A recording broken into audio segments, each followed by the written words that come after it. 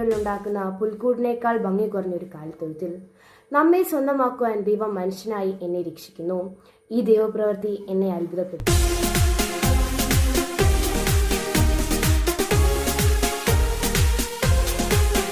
ഇന്ന് നമ്മൾ ധ്യാനിക്കേണ്ട തിരുവചനം വിശുദ്ധ ലൂക്കായുടെ സുവിശേഷം 9-ാം അധ്യായം 43-ാം വാക്യം. ദൈവത്തിന്റെ മഹത്തായ ശക്തിയെക്കുറിച്ച് എല്ലാവരും അത്ഭുതപ്പെട്ടു. എല്ലാവർക്കും വരാനിരിക്കുന്ന ഈശോയുടെ തിരുപ്പിറവിയുടെ മംഗളങ്ങൾ നേരുന്നു. നമസ്കാരം. ആദ്യം തന്നെ ആഗതമാവുന്ന ക്രിസ്മസിന്റെ എല്ലാവിധ ഭാവുകങ്ങളും പ്രാർത്ഥനകളും ആശംസകളും നേരുന്നു. ക്രിസ്മസ് എന്നാൽ യേശു ക്രിസ്തുവിന്റെ ജനനം മാത്രമല്ല, മറിച്ച് ക്രിസ്തുവിന്റെ ജീവിതം നമ്മെ പഠിപ്പിച്ച നന്മയുടെ പാഠങ്ങളായ സ്നേഹവും സാഹോദര്യവുമാണ്. പ്രവാചകന്മാർ നൂറ്റാണ്ടുകൾക്ക് മുമ്പ് പ്രവചിച്ച ദൈവപുത്രന്റെ ജനനം സംഭവിച്ചത് മാളികയിലോ മഹാസമുദ്രത്തിലോ അല്ല, മറിച്ച് കാലിത്തൊഴുത്തിലാണ്.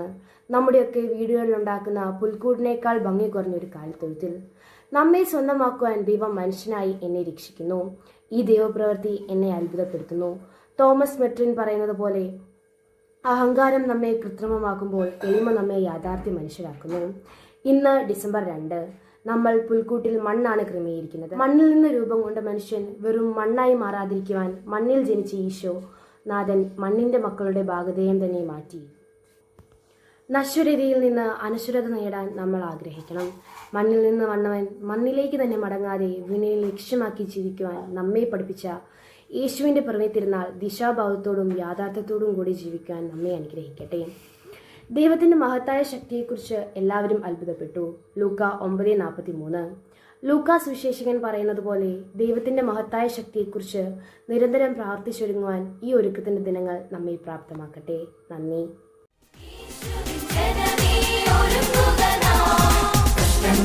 സാര